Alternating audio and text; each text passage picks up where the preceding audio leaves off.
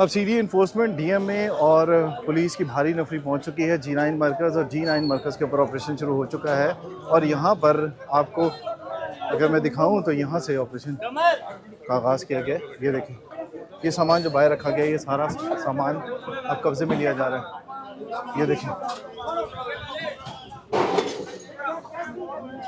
ये शॉप थी जिसके बाहर यहाँ पर ये रिफ्रेशमेंट सेंटर था, और आसपास सामान रख के ये एनक्रोचमेंट की भी थी।